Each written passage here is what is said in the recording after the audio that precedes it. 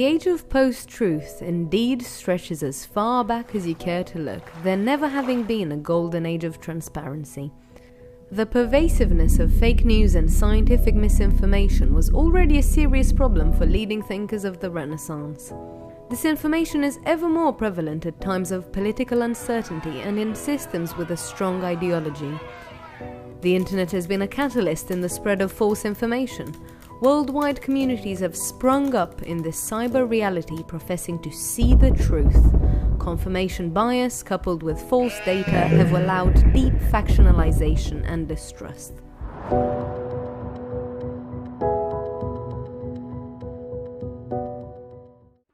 Are you on? Are you rolling? So, hiya, I'm Linda, I'm from Burnley, I'm a receptionist at a swimming pool. I've got 4 Bichon freezers, 2 kids and 1 grandchild. My husband's dead. To me. No, we're actually happily divorced. How would you say you use social media? Well, I use Facebook every day. I'm actually part of a Facebook group for divorced women. Talk to my friends. I'm not really into, current affairs or the news, I'm sick of hearing about the pound or Brexit or Iraq. Yeah, I see my horoscopes bi-weekly. I just share those inspirational quotes and comment nice things. Do a bit of marketing for my essential oil business, oils. Would you consider yourself an entrepreneur? Yes, absolutely. I've got my own essential oils to sell.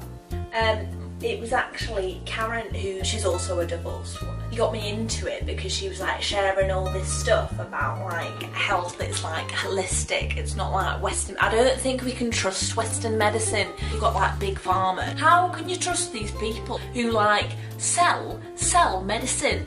They sell for loads and loads of money. Don't know what's going into them. You don't know that it's natural, it's all made in a lab, and you just don't know. Actually, I read something that the WHO say that there's actually more cases of corona than there is. And I'm not saying that essential oils cure it, but I sell essential oils, right? And I've never had COVID. I don't think that's a coincidence. They've actually got antiviral and antibacterial medicine-like qualities, but you won't see that in the news because it's just too controversial. What would you say your values are? Well, I really value family, obviously, my 2 kids and my granddaughter and my 4 Bichon freezers, Missy, Minky, Gino and Fred. Oh, I also value health, I'm in good shape myself. The benefit from the essential oils lifestyle, it's changed my life. Obviously, being a divorced woman and all, it's and living on my own, it's really good actually to, still have a community.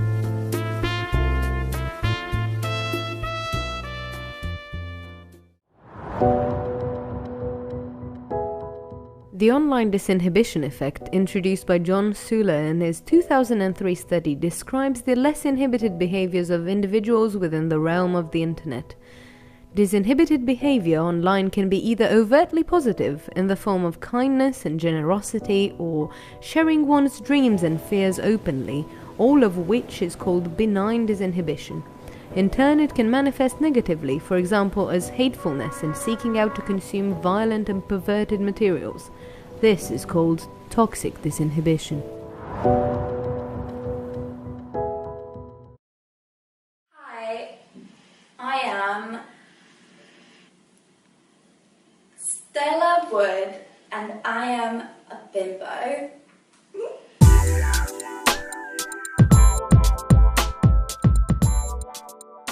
What's a bimbo?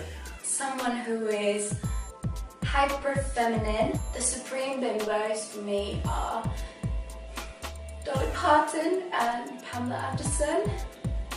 So what inspired you to become a bimbo? Good question. When I was a little girl, I would play with Barbie dolls. Barbie, she would always have her house, her car and her occupation, so why not political agenda.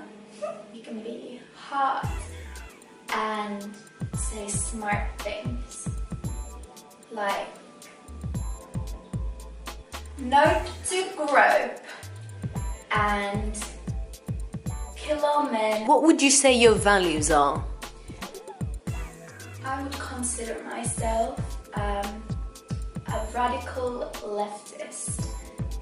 We're all about the leftist ideals like pro-choice, pro-sex work, pro-LGBTQ. So we're all about the pros and no cons, except with capitalism.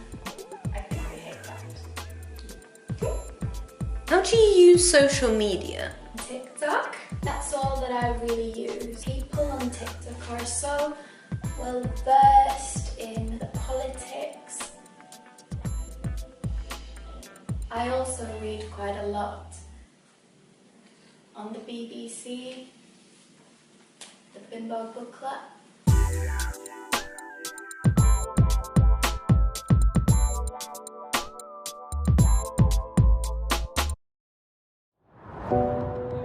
The behaviors detailed in Sula's 2003 study show that the internet allows for two diametrically opposed behavioral patterns. This does not mean that every internet user is susceptible to the online disinhibition effect, but will most likely come into contact with someone who is. In the study of the Unplausibles, we will look at the intersection of benign and toxic disinhibition online, and how they interact with the unaffected public as well as their real-life consequences.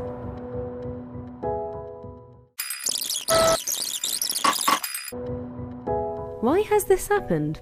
Technology companies are locked in an arms race to seize our attention, and that race is tearing apart the social fabric. Our attention span has become a commodity, and in order to keep us hooked on the drug that is social media, platforms have to entice us every 20 seconds. Why is this a problem? The algorithmic nature of sites like Facebook, YouTube, TikTok and Twitter means that the things you like, share and comment on inform the app, and subsequently curate a feed of content for you. But in vying for your attention, this recommended content gets ever more extreme in order to keep you interested. Cue polarization on a massive scale. Information is so readily available, we are drowning in it. There is evidence for any viewpoint now. This, coupled with an algorithm curating a unique information sphere for individual users, has allowed our shared reality and objective truth to shatter. We must collectively recognize this age of post-truth to heal the chasm misinformation has driven into society.